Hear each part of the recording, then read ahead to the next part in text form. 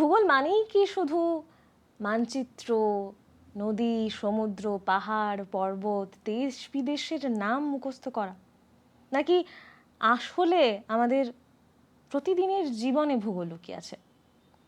আজকের আবহাওয়া, আগামীকালের জলবায়ু, গ্রামের মাঠ প্রান্তর থেকে শহরের রাস্তাঘাট, এমনকি আমাদের প্রতিদিনের অস্তিত্বেও কি ভূগোল লুকিয়ে নেই? জানবো, শুনবো আজকের আমাদের অতিথির কাছ থেকে, কারণ আজকে আপনারা 90.4 গীতাঞ্জলি রেডিওতে টকটেলসের আরও একটা নতুন পর্বতে আপনাদেরকে স্বাগত জানাচ্ছি।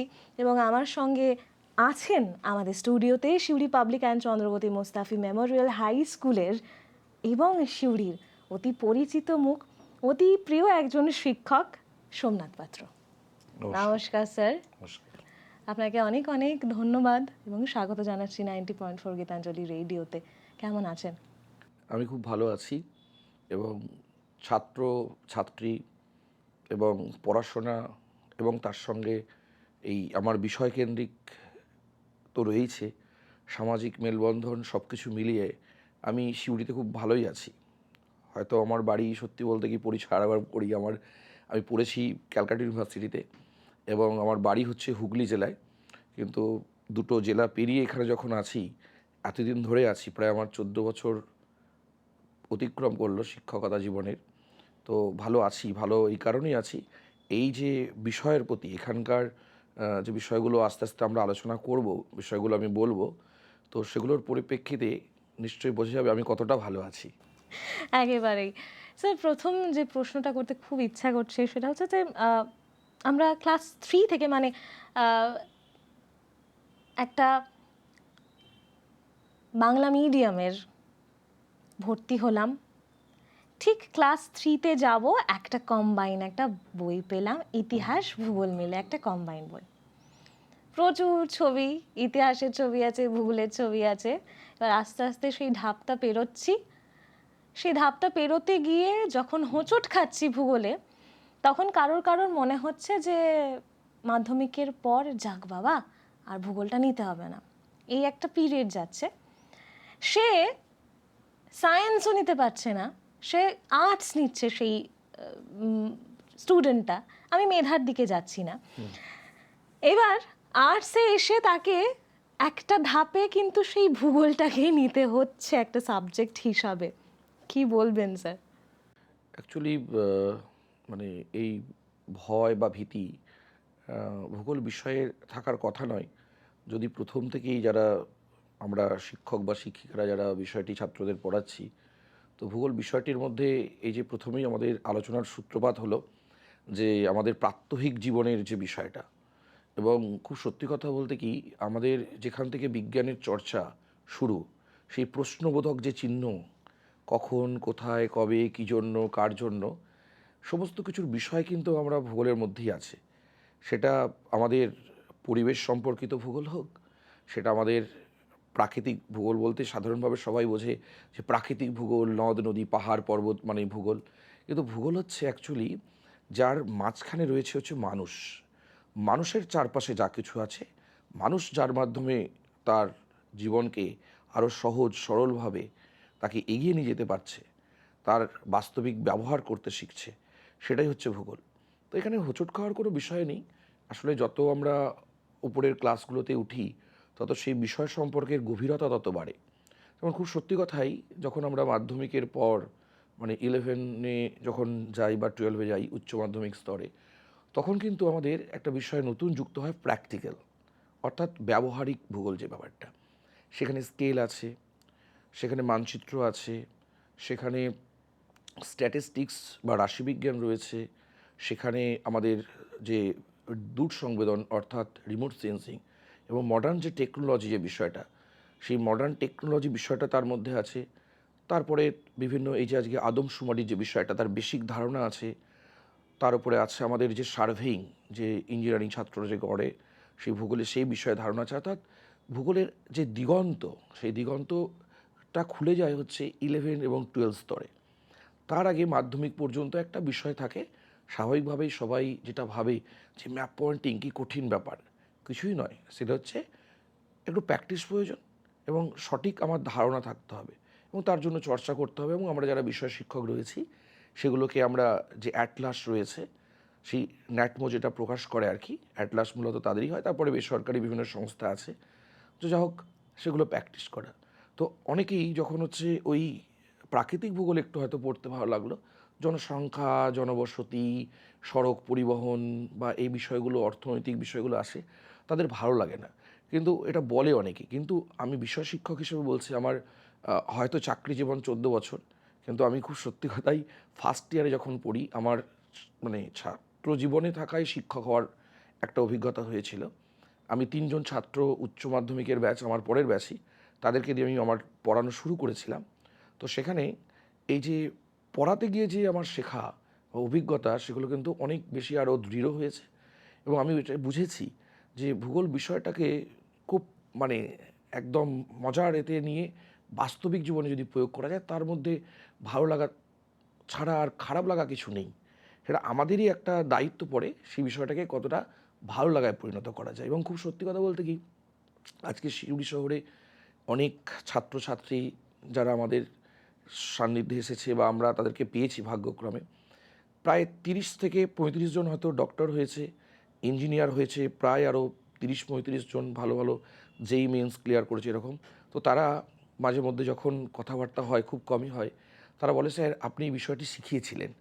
তারা যখন কোনো কারণে বেড়াতে যায়, ফটো তুলে আমাকে যখন হোয়াটসঅ্যাপে পাঠায়, স্যার এই জায়গাটা দেখলাম, তখন কিন্তু সত্যিই তখন মনে হয় যে খুব ভালো লাগে যে এরা এখনও, এবং প্রত্যেকেই বলে, মানে কেউ বলেনি এমন নয় যে ভূগোল বিষয়টা আমার খারাপ লেগেছে, কারণ আমাদের উপরে অনেকটা বিষয়টাকে কতটা ভালোভাবে প্রেজেন্টেশন করে তার মনের গভীরে ঢোকা যায়, তাকে আরও বাস্তবসম্মত করা যায়।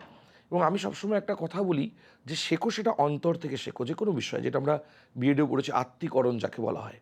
তো সেটা যদি শেখা যায় তাহলে সেটা মানে ওই যে ছাত্র বা ছাত্রীটি যে ওই খুব চাপ নিয়ে ভূগোল নিচ্ছে, তার কাছে আর চাপ থাকে না। এবং আমি দেখেছি যে মাধ্যমিকে হয়তো কোনো কারণে যা হোক করে 50-60 পেয়েছে, তারপরে সেই ছাত্র বা ছাত্রীটি যখন সে মানে এইচএস কোয়ালিফাই করছে, সে কিন্তু রেজাল্টে 90% প্লাস করছে। কেন? তার কারণ সেই বিষয়টা তার কাছে সহজ করতে আমরা পেরেছি, এই আর কি। তো ভূগোলে এত বিষয় আছে, চারিপাশের জগৎ আছে, ভূগোলে কি সাহিত্যের কোনো যোগ আছে স্যার? আমি একটা বিষয়ে করি যে ভূগোল হচ্ছে এমন একটা সাবজেক্ট যে দ্য আর্থ সায়েন্স। আমি প্রথমে ভূগোল বিষয় দিয়ে ভূগোল লিখে শুরু করি না, আমি প্রথমে শুরু করি আর্থ সায়েন্স, অর্থাৎ পৃথিবী আমাদের মা, তার সম্পর্কিত বিজ্ঞান হচ্ছে ভূগোল। যদিও আমরা পড়েছি তথাকথিত যে এরাটোস্থিনিস প্রথম জিওগ্রাফি শব্দটি ব্যবহার করেছিলেন, কিন্তু পরবর্তী সময়ে যদি আমরা হচ্ছে গ্রিক, রোমান বা জার্মান, ফ্রান্স বা বিভিন্ন এই যে দেশের যদি আমরা বিবর্তনের ভূগোলের যে মানে ফিলোসফি অফ জিওগ্রাফি বা থট অফ জিওগ্রাফি যদি আমরা দেখি, সেগুলো কিন্তু সেখানে কিন্তু সাহিত্যও কিন্তু ভূগোলের মধ্যে আছে।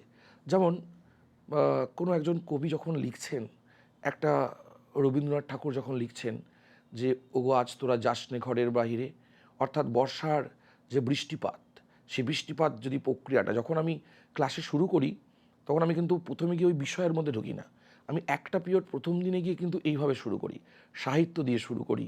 এবং এটা আমার ফিলিংস আর কি, যে তাহলে কিন্তু ওদের মনে হবে স্যার একটা গান করলো, কিন্তু গান আমি অত গায়ক নই, কিন্তু 2-4টে লাইন কবিতা করলাম। এসেছে শরৎ হিমের পরশ লেগেছে হাওয়ার পরে, সকালবেলার ঘাসের আগায় শিশিরের রেখা ধরে। তাহলে যখন আমি ক্লাস 8-এ যখন পড়াই, তাহলে শিশির কখন পড়ে না, শরৎকাল এবং শীতকালে পড়ে। তখন আমি বলি তাহলে কেন গ্রীষ্মকালে পড়ে না বা শীতকালে আমরা ঘাসের উপর শিশির দেখি না? তখন এই বিষয়ে আস্তে আস্তে আমি বিষয়ের মধ্যে দিয়ে যাই। এইভাবে যদি তাকে বাস্তবের সঙ্গে একটা মেলবন্ধন করা যায়, তাহলে ওই যে ছাত্রটি অমনোযোগী ছাত্র, সে কিন্তু অনেক বেশি আগ্রহ প্রকাশ করবে। এবং আমি আমি আমার মতন বুঝে, আমি আমার বলছি তো ফিলিংস, পড়ানোর অভিজ্ঞতা, আমার বিষয়ের প্রতি ভালো লাগা, সব মিশিয়ে যখন করি, তখন আমি সাহিত্য দিয়েই সত্যি কথা করে শুরু করি। এবং যারা হচ্ছে ইংরেজি রাইটার রয়েছেন বা ফ্রেঞ্চ বা যারা আছেন, তাদের আমি খুব বেশি পড়িনি, কিন্তু আমরা উচ্চ মাধ্যমিক স্তর পর্যন্ত যতটা পড়েছি, সেখানে কিন্তু একটা মানে ড্যাফোডিলস যেমন আমরা পড়েছি, সেই ড্যাফোডিলস ফুলটা পাহাড়ি অঞ্চলে, উপত্যকায়, মানে পশ্চিম ইউরোপিয়ান কান্ট্রিতে রয়েছে। তাহলে সেখানকার যখন আমি ড্যাফোডিলস সম্পর্কে বলছি, তখন আমরা বলছি যে কাশ্মীর উপত্যকায় দেখো যে আমাদের যে জাফরান চাষ হচ্ছে এবং টিউলিপ ফুলের চাষ হচ্ছে। তাই ড্যাফোডিলস ব্যাপারটা মানে এখানকার যে পরিবেশ ওখানেও সেই পরিবেশ, তাহলে আমাদের পশ্চিমবঙ্গ বা আমাদের এখানে হয় না কেন? তখন এই যে জলবায়ুগত বিষয়টা তার মধ্যে নিয়ে আসি, তখন কিন্তু সেই ছাত্র কিন্তু বা ছাত্রীটা কিন্তু সেই বিষয়টা কিন্তু ভালোভাবে বুঝতে পারে এবং দেখি তখন তারা সম্মতি জানায় বা পড়া ধরলে তারা বলতে পারে। এইটা কিন্তু সাহিত্যের সঙ্গে খুব প্রত্যেকটা বিষয়ের সঙ্গে যোগ আছে, আর সাহিত্যের সঙ্গে যোগ তো অবশ্যই আছে। সত্যি তাই, নিজের মধ্যে আত্মীকরণ না হলে তো কোনো বিষয়ের একদমই মধ্যে তাই। ঢোকা যায় না। সেই রকমই যারা আমরা স্কুল কলেজ থেকে বেরিয়ে এসেছি, দৈনন্দিন জীবনে যারা কাজকর্মের সঙ্গে যুক্ত, তাদের জীবনে আপনি কি মনে করছেন ভূগোল কতটা প্রয়োজনীয়? আহ, সত্যি বলতে কি, যখন আমরা সকালে উঠি, যখন আমাদের পড়ানো হয় দিন এবং রাত, যখন হচ্ছে রাত পেরিয়ে দিন থেকে আমি শুরু করি, সে সকালে উঠে আমরা আমাদের সমস্ত প্রাথমিক কাজকর্মগুলো করার পর আমরা দেখি যে সকালেই খবরের কাগজ চলে এসেছে, যারা আমরা একটু যে বয়সের কথা বলছি আমরা, সেখানে আনন্দবাজার হোক বা যে কোনো পত্রিকায় হোক না কেন, যে আজকের দিনের স্বাভাবিক উষ্ণতা বা বৃষ্টিপাত কী হতে পারে, আপেক্ষিক আর্দ্রতার পরিমাণ কত, এই বিষয়গুলো থাকে এবং এই বিষয়গুলোর সাপেক্ষে আমরা একটা পরিকল্পনা করতে পারি যে আজকে যদি এরকম বৃষ্টি হয়, আমার একটা পরিকল্পনা আছে যে এরকম আমি কলকাতায় বা বর্ধমানে কোনো একটা কিছু প্রোগ্রাম আছে, আমি সেখানে যাব। তাহলে সেটা দেখে যদি খুব প্রখর রোদ হয়, তাহলে আমি একটু জল নেব বেশি করে, একটু গ্লুকন-ডি বা ওআরএস মিশিয়ে দেবো। মানে যদি এইভাবে ভাবনা চিন্তা করা যায়, একটা ছাতা অবশ্যই নেব। হ্যাঁ, এই বিষয়গুলো আছে এবং আমরা দেখি আমাদের একটা বিষয় আছে এনভায়রনমেন্টাল জিওগ্রাফি। সেখানে এই যে সবচেয়ে একটা বড় সমস্যা যে আমরা যে শহরাঞ্চলে আছি, সেটা সিউড়ি হোক, বোলপুর হোক, কলকাতা হোক, যে কোনো একটা একটা আমরা সিটির মধ্যে আছি, সেখানে একটা সমস্যা হচ্ছে বর্জ্য ব্যবস্থাপনা, অর্থাৎ ওয়েস্ট ম্যানেজমেন্ট। এবং আমরা সকাল থেকে উঠে যখন মা রান্না করেন, আমরা দেখি যে আনাজের খোসাগুলো একটা সবুজ রঙের পাত্রে রাখা হচ্ছে এবং আমাদের পুরসভা থেকে দেওয়া হয় একটা নীল রঙের একটা পাত্র, যেটা হচ্ছে জৈব অবিশ্লেষ্য বর্জ্য, অর্থাৎ প্লাস্টিক বা আমাদের যে ওষুধের যে এটা রয়েছে, মোড়কটা রয়েছে, সেগুলো ফেলা। যদি আমরা প্রাত্যহিক জীবনে এই বিষয়টাকে করতে পারি, সেই বিষয়টা কিন্তু ভূগোলের মধ্যে আছে এবং ক্লাস 10-এই রয়েছে, যে বর্জ্য ব্যবস্থাপনা। এবং যত্রতত্র পলিথিনে বেঁধে আমরা ছুঁড়ে ফেলে দিলাম, সেটা না করে যখন ময়লার গাড়িটা এলো তার মধ্যে যদি আমরা ফেলি, এই যে বিষয়টা এটা যেমন রয়েছে। বা আমরা দেখতে পারি যে আমরা কোনো কোনো জিনিস রিইউজ করি, আর আমরা বাঙালি তো ভালোই পারি যে আমাদের ফেলে দেওয়া জামা কাপড় দিয়ে বাড়ির ন্যাতা করে সেগুলো মুছতে পারি। খুব মজা করে বিষয়টা বলছি, কিন্তু আমরা করি কিন্তু খুব বাস্তবিক। তাহলে আমরা যে জিনিসটা ফেলে দিতাম, যার কোনো ব্যবহার নেই ভাবছি, সেটা কিন্তু ভূগোল এবং বিশেষ করে পরিবেশ ভূগোল আমাদের শেখায়। আমাদের পরিবেশকে সুস্থ রাখতে যদি চাই, তাহলে আমাদের বাস্তবিক যে জীবন রয়েছে, আমরা যে গৃহস্থালী, সেই গৃহস্থের জীবনের মধ্যে যদি আমরা ভূগোলটাকে প্রয়োগ করতে পারি, সেটা কিন্তু আরও ভালো লাগা তৈরি হবে, আরও কী বলবো, আমাদের পরিবেশ সুস্থ থাকবে, আমরাও সুস্থ থাকবো।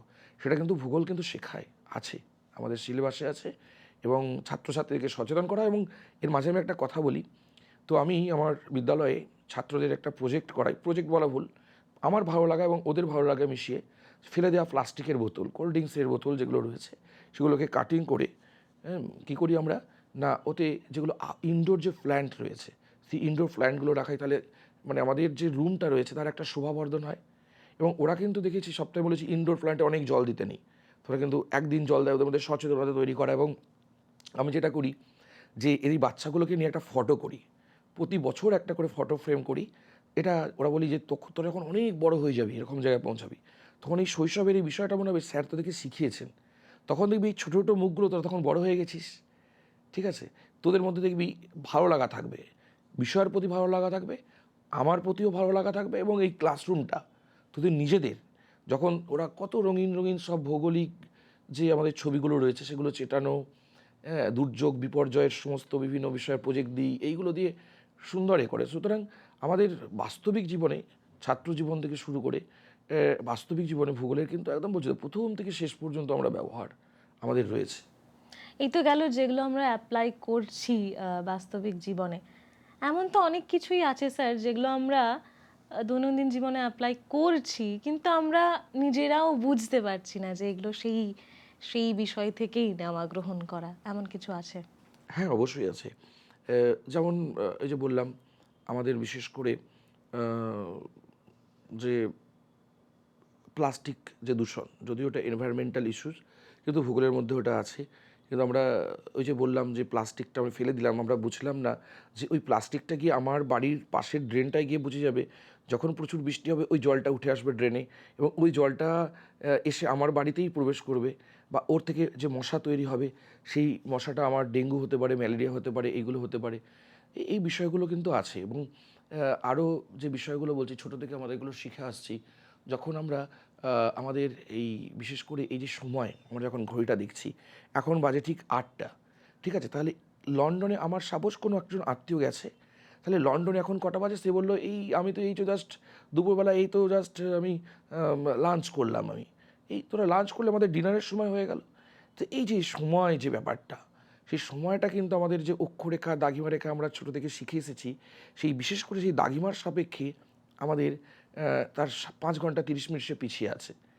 আবার যদি দেখি আমাদের অক্ষরেখার যে বিষয়টি, আমরা আছি হচ্ছে মানে ক্রান্তীয় এবং অঞ্চলে আমরা রয়েছি। কোনো কারণে আমার যদি ছাত্রছাত্রীরা বিভিন্ন জায়গায় যায়, খুব ভালোই লাগে। তো তারা বিদেশে যদি যায়, সাপোজ কেউ এতে গেল আর কি, লন্ডন গেল, বা কেউ হচ্ছে জার্মানির কোনো একটা টাউনে গেল, তাহলে দেখা গেলো আমাদের এখান থেকে তার ক্লাইমেটিক কন্ডিশনটা পুরো আলাদা। সে বললো এই আমরা তো মানে সবসময় আমাদের এখানে ওয়াশ এর দরকার হয় না, এয়ার কুলিংয়ের দরকার হয় না, মানে আমাদের এসি মেশিনেরই দরকার হয় না। তার কারণ তাদের ক্লাইমেটটাই তো ওই রকম। বা কেউ ভূমধ্যসাগরীয় অঞ্চলে কেউ বেড়াতে গেছে, সুইজারল্যান্ড গেছে বা যে কোনো জায়গায় গেছে, তো আমাদের এটাই এরকম। তো আবার কেউ কোচিন গেছে একটা জায়গা, যেমন আমরা বলি মানে আমাদের কোচিনের একটা জায়গা আছে, সেই জায়গাটা হচ্ছে মানে এই আমাদের যে মানে এথেন্স এর মতন আর কি, মানে ওই আরব সাগরের জলটা সমুদ্রের জলটা সুন্দর প্রবেশ করেছে, সেই ভিউটা হচ্ছে মানে দুর্দান্ত আর কি। তো আলেপ্পি বলে একটা জায়গাটার নাম হচ্ছে, প্রকৃত হচ্ছে আলেপ্পি, যাকে বলা হয় প্রাচ্যের ভেনিস। তো এই যে জায়গাটা, সেখানে কিন্তু আমরা দেখতে পাচ্ছি ওটা ভেনিস, একটা ঐতিহাসিক প্রেক্ষাপট রয়েছে, তার সঙ্গে ভৌগোলিক প্রেক্ষাপট, সুতরাং এটা মিলেমিশে একাকার। বা কেউ লাক্ষামিনিকয় দ্বীপপুঞ্জে গেছে, কেউ সমুদ্রের মানে স্কুবা ডাইভিং করবে, যে আমাদের অ্যাকোয়া যে একটা বাস্তুতান্ত্রিক পরিকাঠামো, যার প্রত্যেক বাড়িতেই আমাদের হচ্ছে মাছের অ্যাকুরিয়াম প্রায় আছেই, শখে করি আমরা, ঠিক ওই যে এনভায়রনমেন্টটা আছে, সে কিন্তু যখন ওই স্কুবা ডাইভিংটা করতে যাবে, তার মধ্যে একটা ভালো লাগা তৈরি হবে, যেন ভাবে আমি এই অ্যাকুরিয়ামের মধ্যে, বাইরে থেকে দেখেছি আমি অ্যাকুরিয়ামের মধ্যে আছি। মানে ইভেন আমি আন্দামান গেছি, আমার এইটাই ফিলিংস ছিল, এবং আমি এই ফিলিংসটাই শেয়ার করছি যে দুর্দান্ত একটা আমাদের প্রাত্যহিক জীবনে কিন্তু ভূগোলের যে শেখাগুলো আমরা আর কি, সেই শেখাগুলো কিন্তু আমাদের বাস্তবিক জীবনের সঙ্গে ভীষণ ভীষণভাবে জড়িয়ে আছে। এবার একটু আলাদা বিষয়ে আসি। আহ, এখন এই যে এই পরিস্থিতিতে যেভাবে টেকনিক্যাল কোর্সেসের দিকে ছাত্ররা ঝুঁকছে, স্টুডেন্টরা ঝুঁকছে, এবং আমরা দেখছি জেনারেল সাবজেক্ট নিয়ে কিন্তু কলেজে ভর্তিটা খুব কম। কি বলবেন এটা নিয়ে? আসলে মানে আমরা যে সময় আছি এই মুহূর্তে, সেটা হচ্ছে আমাদের সরকারি বিষয়গুলোর যে সরকারের দৃষ্টিভঙ্গি, শিক্ষার প্রতি তাদের যে নীতি, সেই নীতিগুলো কোথাও একটা পরিবর্তন ঘটেছে। আমরা বেসরকারিকরণের দিকে সেসব সরকারই যেন এগিয়ে যাচ্ছে। আজকে যদি আমার যে বিষয়টা, সেই বিষয়টা আমরা যে দেখে আমরা ভূগোল বিষয়ে পড়াশোনা করেছি বা ভেবেছি একটা স্কুলে গিয়ে একটা শিক্ষকতার জীবন করবো এবং শেখাবো, সেই জায়গাটা সত্যিই হারিয়ে যাচ্ছে আজকে। তার হারিয়ে যাওয়ার যে কারণগুলো, সেই কারণগুলোর মধ্যে অন্যতম, খুব সত্যি বলতে কি, আজকে যে রিক্রুটমেন্ট, আমরা প্রত্যেকেই একটা জব চাই, একটা পার্মানেন্ট জব চাই। তো একটা প্রত্যেকেই একটা অনিশ্চিত ভবিষ্যতের দিকে আমরা এই মুহূর্তে আছি। তো তো কিন্তু আমার একটা দৃঢ় বিশ্বাস যে এই পরিস্থিতি থাকবে না। আগামী দিন কিন্তু আবার সেই পুরনোতে আমরা ফিরব। তো আবার হয়তো ভালো ভবিষ্যৎ তৈরি হবে। কিন্তু বর্তমানে খুব এটাও প্রাসঙ্গিক, আমরাও ঠিক একজন ছাত্র বা ছাত্রীকে আমরা বলতে পারি না যে তুমি এটা পড়ো, এইভাবে পড়ো। তারা টেকনিক্যালের দিকে এগোতে বাধ্য হচ্ছে, কারণ একটা অন্তত একটা কোম্পানির একটা জব তারা পাবে, তাদের ফ্যামিলির একটা ফিনান্সিয়াল তারা হচ্ছে গেনার হবে, তারা জীবনে করতে পারবে। আহ, তো এটা খুব সত্যি কথাই। তবে আবার এটাও ঠিক, আমি বিষয় শিক্ষক হিসেবে ভূগোলে বলছি, যখন কোনো স্টুডেন্ট, ওই বললাম 11-12-এর পর যদি সে কোনো কারণে করতে যায় আর কি, মানে সে টেকনিক্যাল লাইনে যায়, সেখানে যখন স্কেলটা শেখানো হয়, আমরা 3 ধরনের স্কেল শেখাই: লিনিয়ার স্কেল, ডায়াগোনাল স্কেল এবং ভার্নিয়ার স্কেল। সেটা বিজ্ঞান ভিত্তিক, যে কোনো টেকনিক্যাল হোক বা মানে ম্যাথামেটিক্যাল হোক না কেন, প্রত্যেক ক্ষেত্রে কাজে লাগে। প্রজেকশান, সেই প্রজেকশানের বিষয়টা কাজে লাগে। কেউ সাপোজ হচ্ছে কোনো একটা বিল্ডিং কনস্ট্রাকশন একটা ড্রয়িং করছে, সেখানে কিন্তু তার স্কেলটা ভীষণভাবে সাহায্য করবে। এবং আমরা যে কার্টোগ্রাফিক টেকনিক্সগুলো স্টুডেন্টদের শেখাই, সেগুলো টেকনিক্যাল এতে ভীষণভাবে সাহায্য করে। কিন্তু তারপরেও এই কথা যে প্রথমেই বললাম, যে আমাদের গভর্নমেন্টের যে নীতি, সেই নীতিগুলো হচ্ছে একটা বেসরকারিকরণের দিকে যাচ্ছে। এবং তার ফলে অনেকেই আমরা যে করছি, আমাদের পরবর্তী জেনারেশন, অর্থাৎ এখন যারা চলছে বা করছে, তাদের সঠিকভাবে সত্যিকারের একটা দিশা পাচ্ছে না। এটা খুব খুব সত্যি, একদম একদম নিছক কোনো বিতর্কিত বিষয় হতে পারে, কিন্তু খুব প্রাসঙ্গিক বিষয়। তো আমি সেই জন্য বলি, অন্ততপক্ষে এই প্র্যাকটিক্যালটা তোরা ভালো করে কর, পরে গিয়ে তোরা সেই সুযোগ সুবিধা পাবে এবং তারা পরবর্তীকালে এসে জানে, হ্যাঁ স্যার এই বিষয়গুলো কিন্তু কাজে লেগেছে। হ্যাঁ, কেউ যদি হচ্ছে সিভিল ইঞ্জিনিয়ারিং করুক, বা কোনো কারণে কেউ ডিজাইনিং কোনো রকম কিছু শিখুক, সেখানে কিন্তু ভূগোলের প্র্যাকটিক্যাল বিষয়টা প্রাসঙ্গিক। কিন্তু সত্যি আমরা এই মুহূর্তে দিশা দেখাতে পারছি না। এর ভবিষ্যৎ কি মনে হচ্ছে স্যার? তো বললাম, আমরা তো সবই তো আশায় বাছি। তো আমার মনে হয় আগামী সময়ে গভর্নমেন্টের শুভবুদ্ধি উদয় হবে এবং আমাদের যে জেনারেশন, তারা পরবর্তীকালে মানে আবার আগের মতন আমরা যে পরিস্থিতিতে ছিলাম হয়তো ফিরবে। হ্যাঁ, এগুলো মানে ভবিষ্যৎ সম্ভাবনা আগামী সময় আর ভালো হবে, কারণ প্রত্যেকটা বিষয় হচ্ছে চক্রাকারে আবর্তিত। আবার ফিরবে ভালো দিন, এটা আমার দৃঢ় বিশ্বাস। সরকারি শিক্ষা আর বেসরকারি শিক্ষা, এই দুটোর মধ্যে যদি একটু তুলনা করতে বলা হয় স্যার আপনাকে। এখন বিষয়টা হচ্ছে সরকারি শিক্ষা ব্যবস্থার, এখন যদি আমি সিলেবাস ভিত্তিক প্রথমেই বলি, একটা পাঠ্য, সেখানে বর্তমানে যে পাঠ্য বই আছে আমাদের বাংলা মিডিয়ামের, ওয়েস্ট বেঙ্গল গভর্নমেন্টের, সিলেবাসটা কিন্তু খারাপ না, যে মডিফিকেশন হয়েছে খারাপ না। কিন্তু কিছু যেন এই যে ব্যাপারটা, যে যেভাবে আমাদের এই যে টেকনিক্যাল লাইন বা ম্যানেজমেন্টের এই যে লাইন বা এইদিকে সবাই ঝুঁকছে, সবাই ভাবছে আমি যদি ইংলিশ মিডিয়ামে আমার ছেলে বা মেয়েকে আমি দিই, তাহলে কিন্তু সে অন্তত ইংরাজি বিষয়টার প্রতি সে স্বাবলম্বী হবে। এবং পরবর্তীকালে যখন সে একটা এরকমই গভর্নমেন্টের না হয়ে একটা বেসরকারি এতে যাবে, তখন কিন্তু সে সুবিধাটা পাবে, ল্যাঙ্গুয়েস্টিক সুবিধা, আমাদের বাংলার যেটা অনেকে বলে থাকে। কিন্তু আবার এটাও খুব সঠিক, আজকে যারা খুব সমাজের বা শিক্ষা জগতের বা এই ধরনের প্রতিষ্ঠানে যারা সিইও থেকে শুরু করে, তারা প্রত্যেকেই দেখা যাচ্ছে বাংলা মিডিয়ামে পড়া সাধারণ আমাদের মতনই স্টুডেন্ট। সুতরাং ল্যাঙ্গুয়েজটা কোনো বিষয় নয়। আমি সবসময় মনে করি যে বিষয়ের প্রতি গভীরতা তুমি যদি জানো, ল্যাঙ্গুয়েজ তোমার এমনি আসবে, কোনো অসুবিধে হয়তো প্রাথমিক 1-2 মাস এদিক ওদিক হয়, একটু অসুবিধে হয়, কিন্তু নো ডাউট সেটা পরে ক্লিয়ার হয়ে যায়। এবং আমি যেমন গ্র্যাজুয়েশন করেছি অর্ধেক ইংলিশ অর্ধেক বাংলা। হ্যাঁ, অবশ্যই এটা একটা ভাবনার বিষয় যে সরকারি শিক্ষা এবং বেসরকারি শিক্ষার যে তুলনা করতে বললাম আপনাকে, সেটা সবার মনেই হয়তো প্রাসঙ্গিকভাবেই ধরা পড়ে এই পরিস্থিতিতে।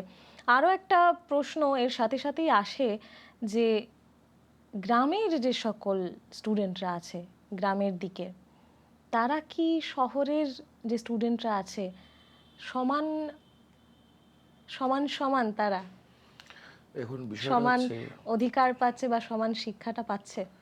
এখন বিষয়টা হচ্ছে মানে এর মধ্যে একটা ইকোনমিক্যাল একটা ডিফারেন্সিয়েশন থাকে।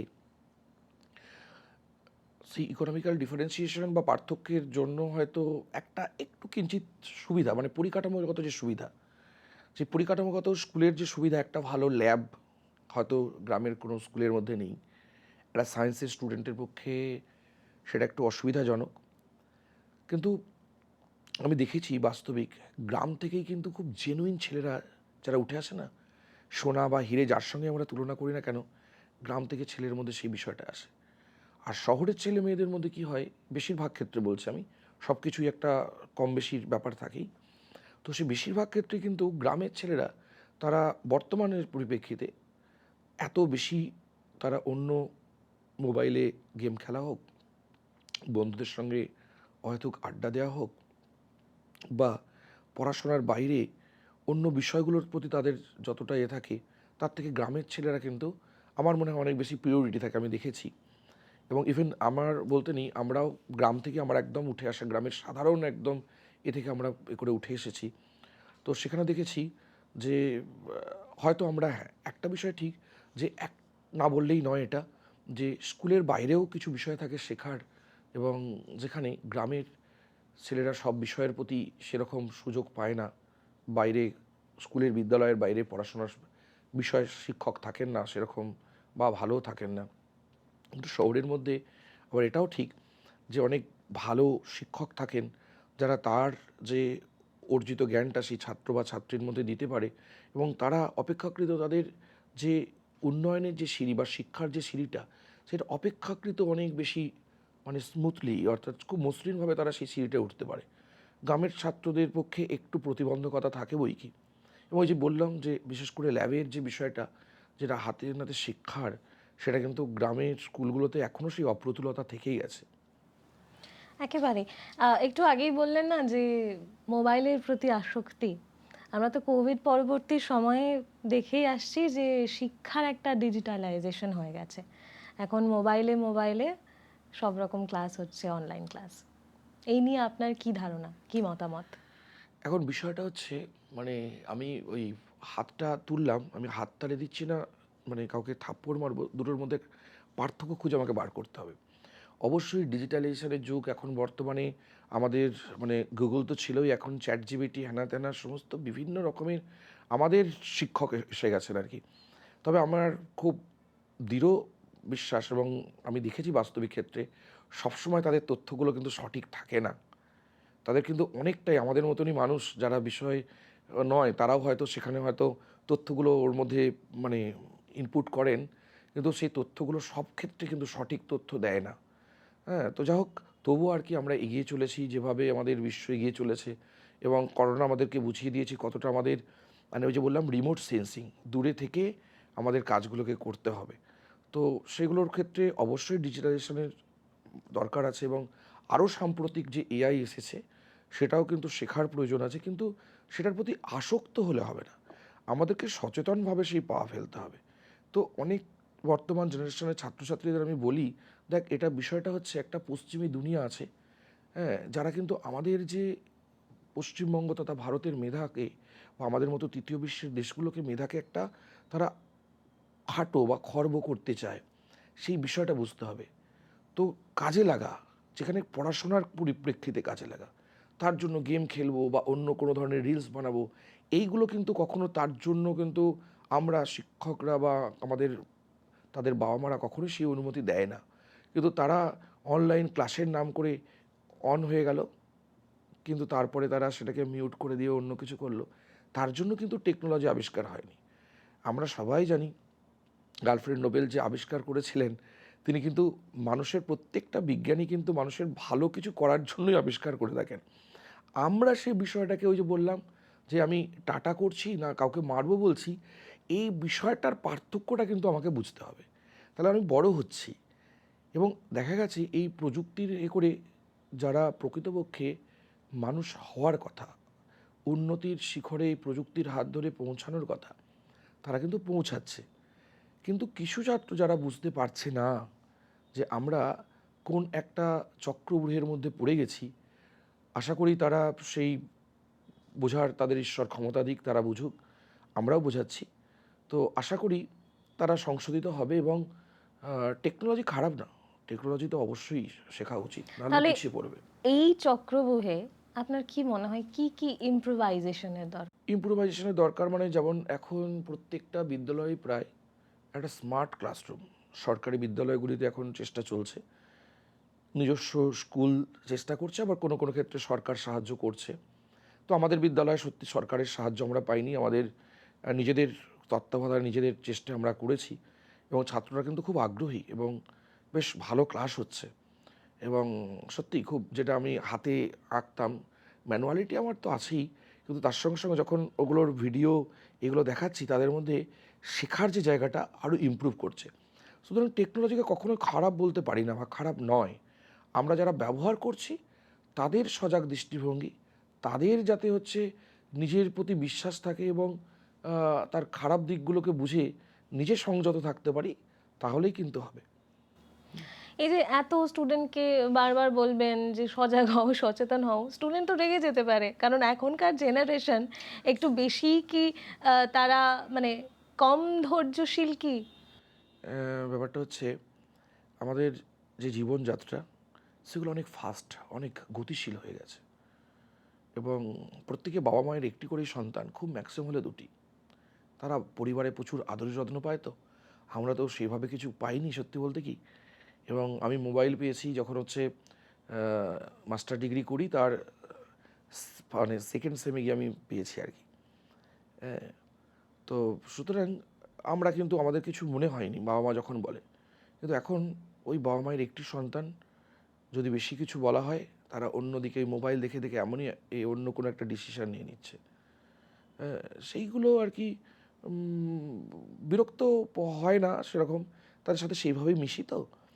এবং সত্যি বলতে কি আমার সেই জায়গাটা আছে, ঈশ্বরের আশীর্বাদে হোক বা নিজ গুণেই হোক, আমি মিশতে পারি। এবং এরকম জায়গা থেকে অনেককে আমি সঠিক জায়গায় একটু একটু করে নিয়ে আসছি, এটা কিন্তু খুব সত্যি কথা। আশা করি পারবো, আমার নিজের প্রতি বিশ্বাস আছে। এবং তারা বুঝে, তারা নিজেদের প্রতি আস্থা রেখে, আমাদের প্রতি ভালোবাসা রেখেই কিন্তু তারা নিজেদের ভালোটা বুঝবে, এটা আমি বিশ্বাস করি। তো এই যে মিশতে পারা, আপনার কি মনে হয় একটা ছাত্রের সঙ্গে একটা শিক্ষকের সম্পর্ক, মানে আমরা যদি কোট আনকোট করে বলি যে আদর্শ শিক্ষক ছাত্র সম্পর্ক, সেটা কেমন আপনার চোখে? আসলে আমি রামকৃষ্ণ মিশনে কিছুটা পড়েছি, সেখান থেকে আমি একটা বিষয় শিখেছি। এবং আমার প্রথম থেকেই ছাত্র জীবনের একটা অভিজ্ঞতা যে আপনি আচরি ধর্ম পরেরে শিখাও। এবং আমি যেটা আচরণ করি আমি সেটা শেখাই। আমি কোনো অতিরঞ্জিত করে কোনো কথা বলি না, কোনো জ্ঞান দিই না সে অর্থে। এবং যে কারণে এই জ্ঞানটার থাকেও ওদের সঙ্গে আমি অভিজ্ঞতার মানে করি আর কি। আমার ছাত্র জীবনে আমি কি করেছি, আমার যে সমস্ত বন্ধুবান্ধব যারা তোদের মতনই এরকম পড়াশোনা করেনি, এরকমভাবে জীবন করেছে, তারা আজকে কোথায় আছে। কোভিডের সময় যে অর্থনৈতিক একটা সংকট নেমে এসেছিল, যে সংকটের মধ্যে তারা পড়েছিল এবং তাদেরকে আমি আমার মতন করে সাহায্য করেছি। কিন্তু তারা পরবর্তী সময়ে বলেছে, হ্যাঁ সত্যি তুই হয়তো ঠিক ছিলিস সেই সময়। তো ছাত্র শিক্ষক এবং আমাদের সত্যি না বললে নয়, আমাদের জীবনেও তো আমরা শিখেছি আমাদের শিক্ষকদেরকে সামনে রেখে আজকে শিক্ষকতার জীবনে। তো আমাদের জীবনেও এরকম অনেক শিক্ষককে দেখেছি যারা আমাদেরকে প্রকৃতপক্ষে ভালোবাসতেন। এবং আমি দেখেছি আমার বিদ্যালয়ের যিনি প্রধান শিক্ষক ছিলেন নীলাঞ্জন ব্যানার্জি, কোনোদিনও ছড়ি হাতে করেননি। কিন্তু স্যার যখন আমরা বেরোতেন, কোনো ছাত্র আর গ্রাউন্ডে থাকতো না। তো আমি ওই লাঠি দিয়ে শাস্তির পক্ষে নয়, ভালোবাসা দিয়ে ছাত্রদের সঙ্গে যদি মেশা যায়, তাহলে আমরা ভালোবাসাটাকেই আমরা বুঝি। লাঠি দিয়ে কিন্তু সাময়িক কিছু হয়, ভালোবাসা দিলে ছাত্রদের কোনো অসুবিধে নেই। এবং আমি যেটা আচরণ করি, আবারও বলছি, আমি যেটা ক্লাসে করি আমার বাস্তবিক জীবনে করি, সেটা সিউড়ি শহরের মধ্যে সেটা অনেক ছাত্র বা ছাত্রী আছে, এখনও পর্যন্ত তাদের সঙ্গে সম্পর্ক আমার সেই রকমই। হ্যাঁ, তো এই জায়গাটা আমি খুব নিশ্চিত আর কি যে ভালোবাসা এবং তাদের যদি একটু গাইড করা যায়, কেউ খারাপের দিকে যাবে না। প্রত্যেকেই তাদের প্রত্যেকটা, আমি আরেকটা বিষয় আমি দেখি, প্রত্যেকটা ছাত্রের মধ্যে কোনো না কোনো গুণ থাকে। আর আমি চেষ্টা করি তার মধ্যে সেই গুণটাকে তুলে ধরা। সবাই পড়াশোনায় ভালো হয় না, সবাই ভূগোলে ভালো হবে তা কিন্তু নয়। কিন্তু তার মধ্যে থেকেও, যেমন আমি মাঝে মধ্যেই ওদেরকে ইংলিশের ক্লাস নিই, চেষ্টা করি স্টক অফ ওয়ার্ড বাড়ানোর। মাঝে মধ্যে আমি বাংলারও কিছু কিছু বিষয়, বিশেষ করে বলি ভাব সম্প্রসারণ হোক যাই হোক, সেগুলো আমিও শিখেছিলাম, সেগুলো মনে আছে এখনও। তো ওদের মধ্যেই তো আমার নিজেকে খুঁজে পাই, আমার শৈশবটাকে। তো আমার জন্য শিক্ষকতা পেশাটাও দুর্দান্ত লাগে। আর যে কারণে ছাত্রদের সাথে আমার সম্পর্ক দুর্দান্ত, এটা সিউড়ির প্রত্যেকটা মানুষ জানে প্রায়। তো এই যে নিজে ওই আপনার স্টুডেন্টদের ভেতরে আপনার শৈশবটা খুঁজে পান, আপনার শৈশব কেমন কেটেছে, কিভাবে এই জার্নিতে পা রাখা আপনার? খুব সত্যি কথা বলতে কি, আমি মানে এই ভূগোল বিষয়ে একটা প্রশ্ন ছিলই আর কি, যে ভূগোল বিষয়ে আসার ব্যাপারটা, সে ব্যাপারটা আসছি। তো প্রথম ডানপিটে ছিলাম, আমার পায়ে অজস্র কাটা দাগ আছে, ফুটবল খেলতাম চরম, পড়াশোনা করতাম, যেটুকু পড়তাম মনে থাকতো সত্যি বলতে কি। পড়াশোনার জন্য সত্যি বলতে কি কোনো দিন আমি মার খাইনি, এটাও বলে দিচ্ছি। বদমাশির জন্য মার খেয়েছি স্যারেদের কাছ থেকে। এবং আমার পরিচালিকা শক্তি আমার মা। আমার মা ভীষণভাবে আমাকে গাইড করতো, কিন্তু উনি খুব যে পড়াশোনা করছেন তা নয়, কিন্তু চোখে চোখে রাখা যে সব বিষয়টা। তো যখন বেশ মনে আছে, যখন আমি নিজে, আমার তো মানে প্রাইভেট টিউশন বলতে সে অর্থে ছিল না, শুধু পাড়ার এক দাদার কাছে একটু দেখতাম সায়েন্স গ্রুপটা। হ্যাঁ, তো তার গাইড পেয়েছি অবশ্যই। তো আমি নোট তৈরি করতাম, তার সঙ্গে সঙ্গে 3টে লাইব্রেরির কার্ড আমার দিদির দাদার এসব ছিল, একটা ভরে রাখতাম। তো সেই কারণেই আমার গল্প বা সাহিত্যর এটা খুব, মানে কবিতা পড়িনি, কিন্তু অনেক কিরিটি অবনিবাস থেকে শুরু করে ব্যোমকেশ বক্সী থেকে শুরু করে সত্যজিৎ রায় বিভিন্ন আমি কিন্তু মাধ্যমিক স্তরের মধ্যেই পড়ে নিয়েছিলাম, পাণ্ডব গোয়েন্দা। তো ওদেরকে সেটাই বলি যে বই হচ্ছে সবচেয়ে ভালো বন্ধু। এবং আমি শিক্ষক দিবসে ছাত্রদের থেকে আমি এখন এখন আবদার করি যে তোরা আমাকে একটা বই দে, ঠিক আছে? কারণ আমি দেখেছি আমাদের ছাত্র জীবনে আমারও যারা শিক্ষক ছিলেন তারা বলতেন যে তোরা একটা বই উপহার দিস এবং সেই বইয়ে তোদের নিজেদের নামগুলো লিখে দিস। যখন আমি বয়স হবে, বুড়ো হব, তখন কিন্তু তোদের নামগুলো আমাদের মানে তোদের মুখগুলো আমার সামনে ভাসবে। তো আমিও সেই বিষয়টা মানে মনে করি। এবং গ্রাম থেকে একদম আবারও বলছি প্রচুর খেলাধুলা করেছি। হ্যাঁ, পড়ার সময় যতটুকু পড়েছি, যা হোক, বেশ ভালো মানে জীবনটাকে উপভোগ করেছি। হয়তো মোবাইল ফোন ছিল না বলে আরও উপভোগ করার সুযোগ পেয়েছি। মাঠে ঘাটে খেলাধুলা করেছি, মাছ ধরেছি, পুকুরে কত মানে পাখি ধরেছি, সেই পাখিকে খাইয়েছি, ছোটো ছোটো পাখিগুলোকে মানুষ করে ছেড়েছি। এরকম জীবনের মানে অভিজ্ঞতার শেষ নেই আমার। যে কারণে আমার জীবন সম্পর্কে কোনো আক্ষেপ নেই যে মোবাইল ফোন পাইনি, একটা গাড়ি পাইনি, এরকম কোনো আক্ষেপ নেই। এবং আমি এদেরকে একটা কথা বলি, আমার একটা সাইকেল আছে, আমি চাকরি পাওয়ার পরে সাইকেল কিনেছিলাম, মানে তার আগে আমার কেনার সামর্থ্য ছিল না। তো এখন দেখছি ছেলেরা মাধ্যমিক পাশ করছে, ছেলেরা রয়্যাল এনফিল্ড গাড়ি কিনে দিচ্ছে গার্জেনরা। আমি অবাক হয়ে যাই যে আমি অন্তত আমার ছেলেকে সত্যি বলতে কি বায়না করলো আমি কিনে দিইনি, এবং আমি খুব ডিটারমাইন্ড আমি কিন্তু দেবো না। একটু অভাব বুঝুক, না হলে কিন্তু আমার দৃঢ় বিশ্বাস, না হলে কিন্তু ভালো লাগা, পড়াশোনার প্রতি ভালো লাগা, বড় হওয়া, এই ব্যাপারটা কিন্তু আসে না। তো নিদারুণ একটা, এত বলছি তো বিষয় শিক্ষক ওরা পাচ্ছে, এত সুবিধা পাচ্ছে। তো কোথাও যেন তারা কিছু কিছু ছাত্র বড় মানে ঠিক আছে, কিন্তু মাঝারি মানে ছেলেরা একটু হারিয়ে যাচ্ছে। তাদেরকে স্রোতের মধ্যে আনার চেষ্টা করছি। হ্যাঁ, যে আমার জীবন, আমি অন্য কোনো বলি না, আমি আমার নিজের জীবন দিয়ে ওদেরকে উদাহরণ দিয়ে বোঝাই যে গ্রামে স্কুল যেতাম, কত ওই যে বললাম সাইকেল ছিল না, মাধ্যমিক পর্যন্ত পুরো হেঁটে স্কুল গেছি গ্রামে। বর্ষায় ছাতা কোনো কারণে দুই বন্ধু মিলে একটা ছাতায় গেছি, ভিজেছি, মাছ ধরে নিয়ে এসেছি। মানে দারুণ, মানে শৈশবটা আমার দুর্দান্ত। ওদেরকে আমি সেই ফিলিংসগুলোর মধ্যে তৈরি করার চেষ্টা করি এবং ছাত্রের মধ্যে আছে। এবং যারা এই কথাগুলো শুনে, এবং এখন সত্যি বলতে কি স্কুলে আসার এখন প্রবণতা ছাত্রদের মধ্যে অনেক কমে গেছে। হ্যাঁ, কিন্তু দেখেছি প্রথম সারি যে ছেলেগুলো আমাদের কথাগুলো নেয়, তারা কিন্তু প্রতিদিন স্কুল আসে। পড়াতে পড়াতে তাদের সাথে মজা করা, হ্যাঁ, কাউকে নিয়ে কার পিছনে লাগা, যেরকম আমরা মানে করেছি আমাদের বন্ধুদের, ওদের মধ্যে আমি সেটা খুব বন্ধুর মতো মিশি একদম। তো সেজন্য মানে দুর্দান্ত, আমার তো ভীষণ ভালো লাগে। কখনো ভেবেছিলেন যে শিক্ষকতার পেশায় আসবেন? হ্যাঁ, মানে বিষয়টা হচ্ছে আমার জীবনের প্রথম খুব ইচ্ছে ছিল, যখন খুব দারিদ্রতার থেকে মাথার উপর দিয়ে যখন একটা প্লেন যেত, তখন ভাবতাম পাইলট হব। এটা আমার খুব একটা ইচ্ছে ছিল। তারপর যখন মানে পরবর্তী সময়ে আমার মনে হয়েছিল যে আমি হচ্ছে মানে কোনো গোয়েন্দা দপ্তরে চাকরি করব। কারণ ওই যে বই পড়ার অভ্যাস, যে মানে কিরিটি অবনিবাস থেকে শুরু করে পাণ্ডব গোয়েন্দা এগুলো, তো সেগুলো ছিল।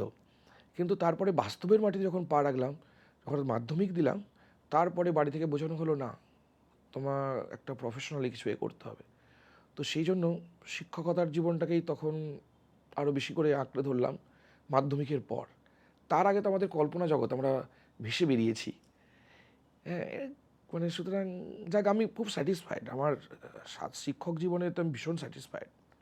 মানে জব স্যাটিসফ্যাকশন বলতে যেটা বোঝায়, কেউ হয়তো বড় অফিসার হতে পারে, কিন্তু মাধ্যমিক স্তরে বিশেষ করে একজন শিক্ষক, তার যে জীবনের স্যাটিসফ্যাকশন, সেই স্যাটিসফ্যাকশনটা যদি সে উপলব্ধি করতে পারে, সে যদি ছাত্রদের সাথে মিশতে পারে, সে যদি প্রকৃতপক্ষে ভালো ছাত্রদের মানে চায় বা করে, তাহলে কিন্তু তার থেকে ভালো আর কিছু প্রফেশন হয় বলে আমার অন্তত মনে হয় না।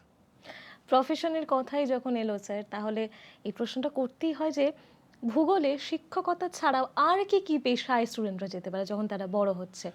মানে অ্যাকচুয়ালি আমরা অনেক তো সেই মানে একটা কুয়োর ব্যাঙের মতো, অনেকেই শুধু ভাবে শিক্ষকতা আছে, হয়তো আমিও যেতে পারতাম, কিন্তু তার জন্য একটু সময় সাপেক্ষ ব্যাপার, স্টেবিলিটি একটু কম। তারপরেও যেমন হচ্ছে জিওলজি নিয়ে পড়াশোনা, জিওলজি একদম শিওর সাকসেস জব আছে। জিও ইনফরমেটিক্স ভালো সাকসেস আছে, সার্ভেইং ভালো সাকসেস আছে, ট্রাভেল ট্যুরিজম ভালো সাকসেস আছে।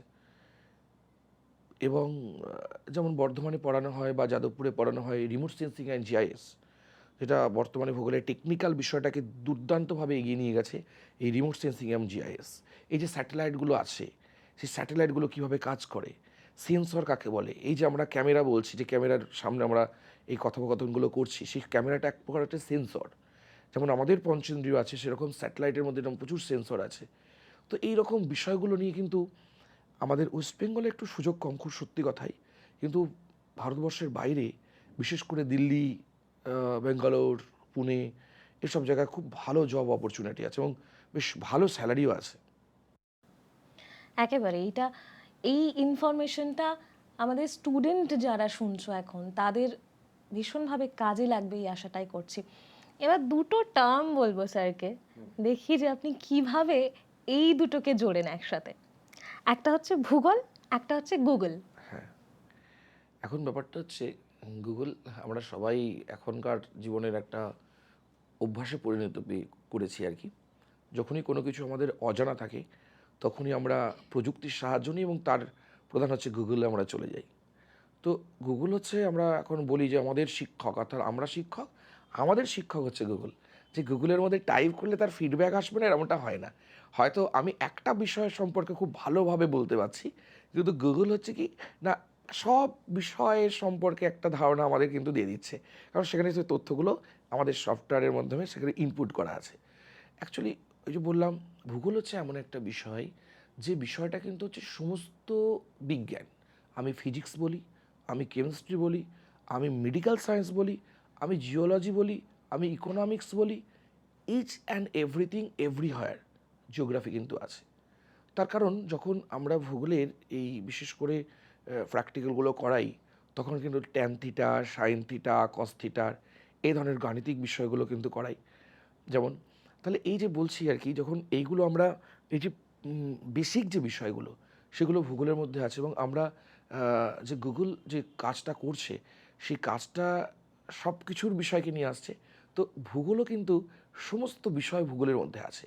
সুতরাং সেটা গুগলটা সফটওয়্যার বা প্রযুক্তিগত দিক থেকে অনেকটা এগিয়ে আছে, ভূগোলও কিন্তু তার মধ্যে সব কিছু আছে। এই যে বললাম সব বিষয় আছে, কিন্তু সেখানে আমরা সঠিক ব্যবহার জানি না বা পারি না বলে হয়তো সেটা আমাদের এনেই গুগলই হয়তো সব কিছু বলে।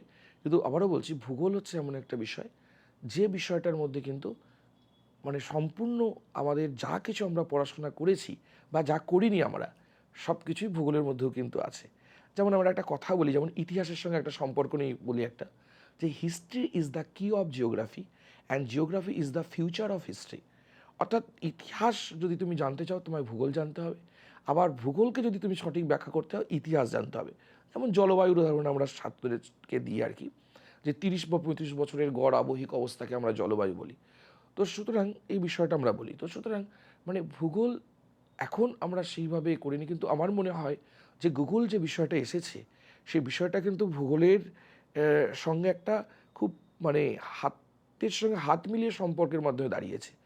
তো সুতরাং এদের মধ্যে কোনো দ্বন্দ্ব নেই, বরঞ্চ পরস্পর একসঙ্গে একসাথে চলার একটা মানে প্ল্যাটফর্ম হচ্ছে আমাদের ভূগোল এবং গুগল। একেবারে। আচ্ছা, এই একদম প্রথমে আমরা আপনার কাছ থেকেই জানলাম যে ভূগোলের মধ্যে একটা পরিবেশ সচেতনতার পাঠ আছে, অনেকটা বড় অংশে আছে।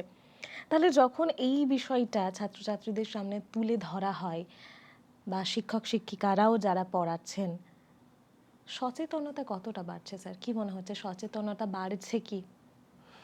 বাড়ছে মানে, বিষয়টা হচ্ছে মানে আমরা যদি ওই যে বললাম প্রথমে একটা কথা, আমি যেটা মনে করি যে আপনি আচরি ধর্ম পরের শিখাও। আমি যদি আচরণ করতে না পারি, তাহলে আমার ছাত্র বা ছাত্রী আচরণ করবে কী করে? তো যে কারণেই হোক না কেন, বাড়ছে বা কমছে এই বিষয়টা যাচ্ছি না। তো বাড়া মানে সে অর্থে বাড়াটা উচিত ছিল। তার কারণ আমি অন্তত এ করি যেটা, যে যেমন জল, যে ওয়াটার ডিফিক্ট, এবং আমাদের বলা হয়েছে যে নেক্সট যে আমাদের থার্ড ওয়ার্ল্ড ইয়ার হবে, সেটা কিন্তু জলকে নিয়ে হবে। যেমন আমরা সবাই এটুকু খবরের কাগজের বা আমাদের বিভিন্ন ধরনের সোশ্যাল মিডিয়াতেও দেখেছি যে কেপ টাউন কিন্তু জলশূন্য হয়ে গেছে সাউথ আফ্রিকার। হায়দ্রাবাদ একই দিকে যাচ্ছে, ব্যাঙ্গালোর একই দিকে যাচ্ছে। আমাদের হয়তো প্রচুর বৃষ্টি হয়েছে এবছর, হ্যাঁ, সেটাও ভূগোল আছে, সেটাও ওই লানিনার প্রভাব আছে, সেখানে ব্যাখ্যা অনেক কিছুই আছে, সেগুলো সবই হয়তো করতে পারছি না। তো যাই হোক, তো আমাদের পরিবেশ সচেতন না হয়ে উপায় নেই। আমাদের যদি বাঁচতে হয়, আমাদের যদি ভবিষ্যৎ প্রজন্মের সঠিক দিশা যদি দেখাতে হয়, তাহলে আমাদেরকে কিন্তু নিজেদেরকে সত্যি আচরণ করতে হবে। এবং যে কারণে আমি একটা ব্রত নিয়েছি, এটা হচ্ছে আমি প্রতি বছর অ্যাভারেজ 5টা করে গাছ লাগাই। এবং আমি চাকরি পাওয়ার দ্বিতীয় বছরে আমি টোটাল 125টা সেগুন গাছ লাগিয়েছিলাম। এটা রেকর্ড একটাই আছে, যদি অতগুলো গাছ নেই। আমার তো হুগলির দিকে বাড়ি, ওদিকে ওই আমফান হয়ে গেছে, হ্যাঁ। তো তারপরে বুলবুল এসব হ্যানা ঝড়গুলো সব হয়েছে, তো অনেক পরিপূর্ণ গাছগুলো পড়ে গেছে এবং পাশাপাশি লোকের অসুবিধা হচ্ছে, কাটা হয়েছে কিছু গাছ। তো মোটামুটি অ্যাভারেজ আমি দেখেছি 50+ গাছ এখনও কিন্তু আমার আছে। বা আমি এই বছরই আমি কিছু গাছ লাগিয়ে এসেছি 5টা। আগের বছর যেমন হচ্ছে 5টা নারকেল গাছ লাগিয়েছিলাম, আমাদের নিজস্ব জায়গায় লাগিয়েছিলাম। আমি অন্ততপক্ষে নিজে একটু হলেও সচেতন, কিন্তু হ্যাঁ, আমি বলবো না আমি 100% সচেতন। অনেক সময় অসচেতনতাবশত, আমরা তো মানুষ, ভুল তো আমরা অসচেতনভাবেও করি, সেই রকম কিছু করি হয়তো। কিন্তু আমি নিজে কিন্তু ওই যে বললাম, ছাত্রদেরকে গাছ লাগানোর প্রতি উৎসাহ দিই, তাদের চারপাশের ক্লাসরুম পরিষ্কার রাখার পরামর্শ দিই, এবং তারা করেও। এবং তাদেরকে সেই জন্য পুরস্কৃত করি, এবং তারা দেখেছি খুব উৎসাহী। এবং তাদেরকে বলি যে এই বিষয়টা শুধু স্কুলের মধ্যে তাদের আবদ্ধ রাখলে হবে না, তুমি গিয়ে তোমার কিন্তু বাড়িতেও তোমার যে রুমটা রয়েছে সেখানেও রাখবে। তোমার যে জামাকাপড় তুমি পরিপাটি করে সাজাতে হবে না, তুমি এমনি ভালো জায়গায় নির্দিষ্ট জায়গায় রাখো। তোমার বইগুলো ছড়িয়ে থাকে, সেগুলোও তুমি একটা নির্দিষ্ট জায়গায় রাখো। তো এইগুলো ওদের মধ্যে করে তুলছি, এবং আশা করি সবাইয়ের মধ্যে হয়তো পারা হয় না, কিন্তু কিছু জনের মধ্যে কিন্তু এই পরিবেশ সচেতনতার মনে হয় বাড়ছে, হ্যাঁ। এবং আমার দৃঢ় বিশ্বাস তার বাড়ার মানে তার পরিবারেরও বাড়বে। তো আস্তে আস্তে আমরা কিন্তু সময়ের সঙ্গে সঙ্গে, মানে যখন আমাদের বিশেষ করে দেয়ালে পিঠ ঠেকে যাবে, আমরা নিজেরা সচেতন হতে বাধ্য। দেওয়ালে পিঠ ঠেকাতেই আমার একটা খুব সুন্দর জিনিস মনে এলো, যেটা এককালে খুব সুন্দর ছিল। বলা হতো তার রং নাকি ময়ূরের চোখের মতো নীল।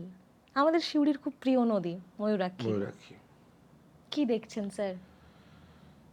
মানে আমি একদম খুব প্রথম থেকে বিষয়টা বলি, আজকের সমস্যা নিয়ে বলছি না। মানে আমার একটা খুব, মানে এই সিউড়ি শহরে বা সিউড়ির চন্দ্রগতি স্কুলকে আমার বেছে নেওয়ার একটা মূল একটা কারণ ছিল। কারণ আমি নিজেও নেট এবং সেট দুটোই কোয়ালিফাই করেছিলাম, বা যে মুহূর্তে আমি নিয়েছিলাম সেই মুহূর্তে করিনি, তারপরেই পেয়েছি। কারণ আমি, মানে বেকারত্বটা সত্যি বলতে বুঝিনি 8 মাস, জাস্ট চাকরি দিয়ে 8 মাস আমি বেকার ছিলাম, তারপর আমি কিন্তু বেকার ছিলাম না। তো আমার খুব ইচ্ছে ছিল আমি এখানে এসে বীরভূমে যে এখানকার এলাকা সম্পর্কে রিসার্চ করব। তার মধ্যে আমার একটা ইচ্ছে ছিল যে ময়ূরাক্ষী নদী, যেটা ত্রিকুট পাহাড় থেকে সৃষ্টি হয়েছে, এবং তার যে মানে উৎসস্থানটা, সেটা ময়ূরের চোখের মতন দেখতে। তো সেখান থেকে ময়ূর অক্ষী, অর্থাৎ ময়ূরের চোখ, যে কারণে নামকরণ হয়েছে। এবং আমরা দেখেছি খুব, মানে প্রাচীন, ওই যে বললাম history is the queue of geography and geography is the future of history. প্রত্যেকটা সভ্যতা তৈরি হয়েছে নদী কেন্দ্রিক। তো সিউড়ি শহরের যে পত্তন আজকে, কেউ হয়তো জানুক বা না জানুক, প্রত্যেকটা পাড়ার যে নামকরণ, আমি এখানে এসে ভেবেছি, ভূগোলকে ব্যবহার করার চেষ্টা করেছি, প্রত্যেকটা পাড়ার নামকরণ হয়েছে ময়ূরাক্ষী নদী কেন্দ্রিক।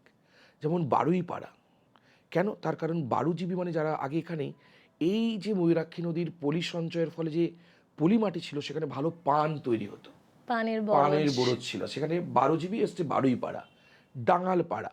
তার কারণ সব জায়গাগুলো ডুবে থাকতো, তখন ওই জায়গাটা জেগে থাকতো, সেই জন্য হচ্ছে ডাঙাল পাড়া। ঠিক আছে? যতগুলো পাড়া আছে সেগুলো হচ্ছে সিউড়ির আদি, এবং যতগুলো পল্লী হয়েছে সেগুলো হচ্ছে পরবর্তীকালে যখন এটা টাউনে রূপান্তরিত হয়, 5,000 জনের বেশি যখন জনসংখ্যা হয়, তখন সেটা টাউন হয়েছে এবং পুরসভা দ্বারা পরিচালিত হচ্ছে। তো যাই হোক, এই ময়ূরাক্ষী নদী শুধুমাত্র সিউড়ি শহরের বলবো না আমি, আমাদের উত্তর এবং দক্ষিণবঙ্গের মধ্যে যোগাযোগের মাধ্যম হিসাবে আমরা মানুষ কী করেছি, প্রযুক্তির সাহায্য নিয়ে আমরা ব্রিজ তৈরি করেছি, খুব ভালো কথা। এমনি বীরভূমে একটা ড্রাই, একটা ফ্রন্ট, একটা এরিয়া, শুষ্ক অঞ্চল, সেখানকার প্রধান মানুষের কাজ কিন্তু কৃষিকাজ। সেখানে বর্ষাকাল ছাড়াও যে রবি শস্য বা আমাদের জাইদ ফসল, অর্থাৎ গ্রীষ্মকালীন ফসল, এই নদী থেকে কিন্তু সেই জলটা সরবরাহ করা হয়। এই পর্যন্ত ঠিক আছে। কিন্তু যখন আমরা মানুষ, ওই যে বললাম, প্রযুক্তি কিন্তু তৈরি হয়েছে ধ্বংসের জন্য নয়, ভালোর জন্য। তাহলে আমরা প্রযুক্তিটাকে কিভাবে খারাপ করলাম, বিতর্কিত হতে পারে, কিন্তু খুব প্রাসঙ্গিক কারণ। প্রথম কথা হচ্ছে, এই নদীর যে ব্রিজটি রয়েছে, তার মোটামুটি 500 বা আরও বেশি, 500 মিটার তো অবশ্যই বালি কাটা চলবে না। নদীর সহজাত বিষয় নদীর ক্ষয় এবং সঞ্চয়। যখন আমি বালিটা তুলছি, তখন কিন্তু নদীর ভিতটা নরম, আলগা হয়ে যাচ্ছে, যার প্রভাব কিন্তু আজকের ময়ূরাক্ষী নদীর আমাদের সিউড়ির ঐতিহ্য গর্বের বিষয় তিলপাড়া ব্যারেজ, যাকে আমরা বলি মিহিরলাল ব্যারেজ বলি, তার উপর পড়েছে। এবং আমরা দেখেছি প্রতিনিয়ত যে রক্ষণাবেক্ষণের অভাব সেটা কিন্তু আছে। এটা কিন্তু কর্তৃপক্ষ কখনোই অস্বীকার করতে পারে না। 3 নম্বর বিষয় হচ্ছে, যেভাবে পাঁচামি বা রামপুরহাটের অঞ্চল থেকে যেভাবে পাথরগুলো নিয়ে আসছে, তার যে বহন ক্ষমতা, সেই রাস্তাগুলোর ধারেই আমরা দেখেছি যে মোরগ্রাম থেকে আমরা দার্জিলিং মোড় পর্যন্ত এটা রাস্তা, এটা একটা ন্যাশনাল হাইওয়ে হলো। অতিরিক্ত ওভারলোডিং রাস্তাগুলোকে 1 থেকে 2 বছরের মধ্যে নষ্ট করে দিচ্ছে। আমরা প্রত্যেকের আমাদের যেমন জীবন আছে, সেরকম ব্রিজটার একটা জীবন আছে, নদীর একটা জীবন আছে। আমরা যদি সেই লোভ, লালসা, অর্থ এইগুলোর জন্য যদি সেটা প্রকৃতির বিরুদ্ধে যদি যাই, সে প্রকৃতি তার প্রতিশোধ নেবেই। এবং আমরা ভূগোলেও, এটা তো আমাদের মানে বাস্তবিক বললাম, ভূগোলের বিষয়টাকে বোঝাই। একটা কথা আছে যে মানে আমাদের প্রকৃতিবাদ, যাকে ইংলিশে আমরা বলে থাকি হচ্ছে পজিটিভিজম। তো সেখানে যে জার্মান, ফ্রান্স, লন্ডন, বিভিন্ন জায়গার যারা বিজ্ঞানী রয়েছেন, তাদের যে কথা, প্রকৃতিকে প্রকৃতির মতো থাকতে দাও, তার সৌন্দর্যকে তুমি উপলব্ধি করো, তাকে তুমি ভালোবাসো, সে তোমাকে ভালোবাসা দেবে। কিন্তু তুমি প্রকৃতির বিরুদ্ধে যদি আঁচড় কাটো, সে তোমার প্রতিশোধ নেবেই। সেটা আমরা ময়ূরাক্ষীর ক্ষেত্রেও দেখতে পাচ্ছি। এদিকে উত্তরাখণ্ডে আমরা হরপাবান, মেঘ ভাঙা বৃষ্টি, এই বিষয়গুলোর প্রতি দেখতে পাচ্ছি। এবং বিশ্ব উষ্ণায়ন তো খুব প্রাসঙ্গিক বিষয়, তার মধ্যে যাচ্ছি না। মানে এগুলো আমরা পাচ্ছি, এগুলো পাবো, কিছু করার নেই, মানুষ অসহায় হয়ে পড়বে যতই সে প্রযুক্তিগত উন্নতি করুক না কেন। আজকে গবেষণায় হচ্ছে যে এই যে আজকে পাহাড়ি অঞ্চলগুলোতে হিমাচল প্রদেশ একটা সার্ভে বলছে আর কি, তো আমি এগুলো সব আমি পেপার মানে আপডেট রাখি নিজেকে। আগামী 2030 সালের মধ্যে আমাদের উত্তরাখণ্ড এবং হিমাচল প্রদেশ লাগোয়া বিরাট একটা মানে ভূমিকম্প হওয়ার সম্ভাবনা আছে। কারণ ওখানে যেভাবে ব্রিজ তৈরি করা হচ্ছে, কোনো নিয়ম নীতির তোয়াক্কা করা হচ্ছে না প্রকৃতির বিরুদ্ধে গিয়ে। আমরা ভাবছি আমরা বিশাল উন্নতি করলাম, কিন্তু প্রকৃতির বিরুদ্ধে এতটা গিয়ে কখনো উন্নতি করা যায় না, বা মানে ইন ফিউচার লং টার্ম ভালো থাকা যায় না। সেটা আমরা ময়ূরাক্ষীর ক্ষেত্রে হাতে নাতে টের পাচ্ছি। দেখা যাক, মানুষের শুভবুদ্ধির উদয় হবে। প্রকৃতিকে বাঁচিয়ে যদি কোনো কিছু করা যায়, স্বাগত। কিন্তু প্রকৃতির বিরুদ্ধে গিয়ে এইভাবে অনৈতিক অর্থের লালসা বশত কিছু করলে কিন্তু ময়ূরাক্ষী নদী কিন্তু আমাদের কাছে একটা সময় মৃত্যু ঘটবে। ময়ূরাক্ষী নদী, সিউড়ির প্রকৃতি, সিউড়ির পরিবেশ কেমন লাগছে, কেমন দেখছেন? আপনি তো অনেক দিন ধরে সিউড়িতে আছেন। আবার আমাকে এই পুরনোয় ফিরতে হবে। যখন আমি এখানে শিক্ষকতার হিসাবে বেছে নিলাম স্কুলটাকে, আমার একটা অন্যতম চয়েস বলতে পারো আমার একটা ছিল, যেটা হচ্ছে সিউড়ি নাকি কোনো শিল্প নেই, খুব ভালো শহর, খুব কালচারাল শহর, প্রশাসনিক শহর, এবং যোগাযোগ ব্যবস্থার কোনো রকম অসুবিধা নেই, সুযোগ সুবিধা রয়েছে, এখানেই ডিআই অফিস, এখানেই ব্যাংক, কোনো অসুবিধা নেই। সুতরাং আমি এটাকে সিলেক্ট করলাম। তো যাই হোক, শিল্প নেই ঠিক কথা, কিন্তু সিউড়িতে ধুলোর কিন্তু কম নেই। যাই হোক, তবে এমনি ভালো, বসবাসের পক্ষে নিঃসন্দেহে ভালো। কিন্তু সিউড়ির আরও অনেক উন্নতি, আরও যোগাযোগ পরিবহন ব্যবস্থার আরও অনেক উন্নতি হওয়া দরকার ছিল। একটা প্রশাসনিক শহর তো, অনেকে মানে গালফোলা অনেক গল্প বলে থাকে, কিন্তু আমার বাড়ি যেহেতু কলকাতা কেন্দ্রিক, আমার গ্রামে বাড়ি হতে পারে যে কমিউনিকেশন সিস্টেমটা আমাদের এখানে এতটাই উন্নত যে 1 ঘন্টার মধ্যে আমরা হাওড়া পৌঁছে যাই। কলকাতার যে কোনো, যখন কলেজ যেতাম কলকাতায়, বা আমি টিউশন পড়তে যেতাম হচ্ছে বিধাননগর বা দমদমে পড়তে যেতাম, বা আমি যুধিষ্ঠিরবাবুর কাছে পড়েছি হাওড়ায়, শিবপুরের কাছে গেছি, ওখানে 1 ঘন্টা থেকে 1.5 ঘন্টায় পৌঁছে গেছি। কিন্তু যখনই আমি এখান থেকে কলকাতা যাওয়ার কথা ভাবি, হাতে বলছে 5 ঘন্টা, কিন্তু 6 ঘন্টা 7 ঘন্টা লেগে যাচ্ছে। সেই কমিউনিকেশন সিস্টেমটা কিন্তু সিউড়ির খুবই উইক এখন, আমার তাই মনে হয়। আর এমনি পরিবেশ বলতে আরও গাছপালা থাকা দরকার ছিল। আরও এখানকার যে পৌরসভার যে যে সচেতন মানে বিষয়টা, যে নাগরিক পরিষেবাগুলো, সেই পরিষেবাগুলো আরও অনেক উন্নত হওয়া দরকার ছিল। যেটা আমাদের ওই দিকের চন্দ্রনগর, আমার সাব ডিভিশন চন্দ্রনগর, চৌচুড়া আমার যাতায়াত আছে, যে এখানের থেকে মানুষের সংখ্যা অনেক বেশি। কমিউনিকেশন এইগুলো তো বাদই দিলাম, কিন্তু পরিবেশের যে ভারসাম্যটা এখানের থেকে বেটার, কারণ নাগরিক পরিষেবাটা ওখানে সুন্দর। ওখানে পুরসভার নিজস্ব বাজার রয়েছে, সেখানে নির্দিষ্ট জায়গায় ফুটপাতে এরকম দখল করে মানে নেই। এখানে তো ফুটপাত বলতে কিছু নেই সিউড়িতে, সব দখলদারিত্ব। এগুলো কিন্তু ওখানে নেই। আমি খুব দায়িত্ব নিয়ে বলছি, যে কেউ মানে চন্দননগর পুরসভা এলাকায় যেতে পারে। এবং আরেকটা বিষয় হচ্ছে, এখানে এই যে মানে এই যে বর্জ্য পদার্থগুলোকে যে ডিফারেন্সিয়েশন, সেই ব্যাপারটার কিন্তু এখানে নেই। আমার মনে হয় আমার কথার মারফত যদি আমাদের কোনো রকম সহায়তা দরকার হয়, সিউড়ি পৌরসভা পরামর্শ নিক বা উপদেশ নিক।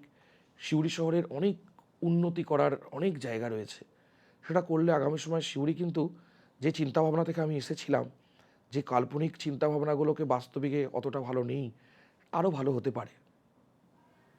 ওভারঅল সিউড়ির যদি কথা বলি, ওভারঅল সিউড়ির সব পরিব্যবস্থার যদি কথা বলি, সেটা শিক্ষা হোক, স্বাস্থ্য হোক, কেমন দেখছেন? উচ্চ মাধ্যমিক পর্যন্ত ঠিক আছে, তারপর ঠিক নেই। এক কথায় স্বাস্থ্যের ক্ষেত্রে বলছি, স্বাস্থ্য ব্যবস্থাও খুব ভালো জায়গায় নেই। একটু কিছু বেশি হলো বর্ধমান রেফার বা কলকাতায় রেফার, যাদের একটু অর্থ আছে তাদের হচ্ছে দুর্গাপুরে বিভিন্ন রকমের রয়েছে হসপিটাল বা নার্সিংহোম রয়েছে, সেখানে রেফার। সিউড়ি শহরে আদতে সেই চিকিৎসা ব্যবস্থার সেরকম সুযোগ সুবিধা কম। 2 নম্বর বিষয় হচ্ছে কমিউনিকেশন সিস্টেম, যেটা আমি বললাম, এখনও পর্যন্ত কমিউনিকেশন সিস্টেমে খুবই দুর্বল সিউড়ি। রীতিমতো বাসস্ট্যান্ড এলাকাটা তো মানে একেবারেই নোংরা। আমরা বাইরে থেকে এসেছি, দেখতে পাচ্ছি, আমরা যে জায়গায় থাকি করি তার থেকে সত্যিই খুব অপরিষ্কার। এগুলো দৃষ্টি আকর্ষণ করছে, এগুলো হওয়া দরকার। শিক্ষার ক্ষেত্রে বলছি, যে বললাম বিশেষ করে আমি যে বিষয়ের সঙ্গে জড়িত আরও, যে একজন ছাত্র যখন নিট বা জেই বা এই ধরনের উচ্চ শিক্ষার কথা ভাবছে, যার জন্য আকাশ হতে পারে, পাথফাইন্ডার হতে পারে, অ্যালেন হতে পারে, ফিজিক্সওয়ালা হতে পারে, যে বিষয়গুলো সদর শহর হিসেবে আমাদের সিউড়িতেই হওয়া উচিত বা হতে পারত, তার জন্য আমাদের ছুটতে হচ্ছে হয় দুর্গাপুর না হলে কলকাতা। তবে যা হোক, এখনও পর্যন্ত একটা ছোট্ট শহরের মধ্যে সিউড়ির ছাত্রদের সাফল্য দুর্দান্ত। এই বছর সিউড়িতে কোট আনকোট প্রায় 21 থেকে 22 জন ছাত্র বা ছাত্রী তারা কিন্তু মেডিকেল পেয়েছে, এবং তার মধ্যে খুব 17 জনের মুখ আমি চিনি। তাদের সঙ্গে আমার একটা সময় একটা শ্রেণীতে তারা পড়তো, তার সঙ্গে আমার যোগাযোগ ছিল বিষয় শিক্ষক হিসাবে। অনেকেই ফোন করে জানিয়েছে তাদের ভালো লাগার কথা। তারা পেয়েছে, বিভিন্ন জায়গায় কাউন্সেলিং হয়েছে, ভালো ভালো জায়গায় পেয়েছে। তো সেই জায়গায় ভালো, কিন্তু যে মানের পড়াশোনা বা এই ধরনের বর্তমান যে প্রেক্ষাপট হওয়া দরকার সিউড়িতে, সেটা কিন্তু নেই। শপিং মল খুলছে প্রচুর, কিন্তু শিক্ষা, স্বাস্থ্য, আমাদের বেসিক যে বিষয়গুলো, সেগুলো কিন্তু সিউড়ি শহরে কিন্তু নেই। এটা খুব একদম সত্যি এবং খুব প্রাসঙ্গিক কথা, যেটা আমি এই মুহূর্তে আধা সিউড়ির নাগরিক হিসেবে চাইব। আমার যে পরবর্তী জেনারেশন, আমার ছেলে বা আমার পরিবার, তার জন্য সিউড়ি শহরের খুব ফলপ্রসূ একটা চিন্তাভাবনা বা তারা ভাবনা চিন্তা করবেন। শপিং মল নয়, শিক্ষা স্বাস্থ্যটা ভালো হোক, সেটা আমি সর্বান্তকরণে চাইব। একেবারে আমরা অনুষ্ঠানের একদম শেষ পর্যায়ে চলে এসেছি, আমরা শেষ করব, কিন্তু যাওয়ার আগে স্যারের কাছ থেকে শুনবো যে স্যার, আমাদের যে কমিউনিটির মানুষজন যারা আছে, আমাদের কমিউনিটির যে ছাত্রছাত্রীরা আছে, তাদের উদ্দেশ্যে কি বার্তা দেন? আমি তো সত্যি বলতে কি প্রত্যেকটা জনের মধ্যে আমি দেখি তাদের সম্ভাবনা রয়েছে। আচ্ছা, কমিউনিটি বলতে আমরা যে পরিবেশে আছি, তো আহ, তো আগামী সময়ে কিন্তু এই যে আমাদের যেমন সরকারি ক্ষেত্রে যে প্রথমে একটা কথা উঠেছিল, সুযোগ হয়তো কমছে, বেসরকারিকরণ বাড়ছে, আমি কিন্তু তার নেগেটিভ বিষয় বলছি না। আজকে যেমন জনসংখ্যা প্রচুর, ভারতবর্ষ এখন বিশ্বের সর্ববৃহৎ দেশ। 2024 পর্যন্ত 145 কোটি, এখন 150 কোটি হয়ে গেছে। 2011 পর আমাদের যে কোনো কারণেই হোক না কেন আদমশুমারিটা হয়নি। যেমন আমাদের জনসংখ্যা বেড়েছে, তেমন আমাদের কর্মসংস্থানও বেড়েছে। তো আজকে এই যে মাস কমিউনিকেশন, যে আমাদের যে বিষয়টা আমরা এই মুহূর্তে আলোচনার ক্ষেত্রে রয়েছি, তার কিন্তু উজ্জ্বল ভবিষ্যৎ আছে। এবং ধন্যবাদ জানাই গীতাঞ্জলি যে সংস্থা তাদেরকে। তারা শুধুমাত্র পড়াশোনা বা চিকিৎসা এই ব্যবস্থার সঙ্গে শুধু নয়, তার সঙ্গে সঙ্গে আমাদের যারা ছাত্রছাত্রী রয়েছে তাদের একটা ভালো কর্মসংস্থানের সুযোগ করে দিয়েছে। এবং আশা করি আগামী সময়ে এই ধরনের যে ক্ষেত্রগুলো রয়েছে তার স্কোপ বা সুযোগ কিন্তু আগামী সময় আরও বাড়বে। এবং সকলের প্রতি আমার খুব মন থেকে খুব শুভকামনা থাকলো। তোমরা যে কাজটা করো না কেন সেই কাজটা মন দিয়ে করো, ভালো করে শেখো। শেখার তো কোনো শেষ নেই, আমি নিজেও প্রতিদিন প্রতি মুহূর্তে শিখি। আজকেই একটা বই কিনে নিয়ে এসেছি শিখবো বলে। তো যাই হোক, শেখো, তোমাদের ভবিষ্যৎ নিশ্চয়ই ভালো হবে। একেবারেই শেখার যেমন শেষ নেই, সেরকম এগিয়েও যেতে হবে আমাদেরকে সামনের দিকে, লক্ষ্যের দিকে। একটা সম্ভাবনা যেটা দেখেছি, যে আলোর বিন্দুটা আমরা দেখেছি একটা অন্ধকার গুহার শেষে, সেই আলোর দিকে আমাদেরকে ছুটতে হবে। তাই আমাদের কমিউনিটির সমস্ত মানুষদেরকে, সমস্ত ছাত্রছাত্রীদেরকে আমি অনেক অনেক ধন্যবাদ জানাচ্ছি আমাদের সঙ্গে থাকার জন্য, স্যারের মূল্যবান কথা শোনার জন্য। স্যারকে অনেক ধন্যবাদ জানাচ্ছি আপনার এতটা মূল্যবান সময় আমাদেরকে দেওয়ার জন্য।